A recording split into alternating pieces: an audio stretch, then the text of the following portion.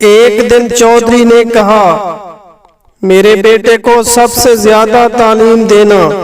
सरदार ने पूछा, वो क्यों? चौधरी ने जवाब दिया, ताकि वो मेरी तनख्वाह बढ़ा सके। सरदार के दोस्त ने कहा, तुमने कभी हवाई जहाज पे सफर किया है? सरदार ने जवाब दिया, हाँ। दोस्त ने हैरान होकर पूछा, वाकई? सरदार ने मुस्कुराकर जवाब दिया, मैंने नशे वाले जहाज पे सफर किया है।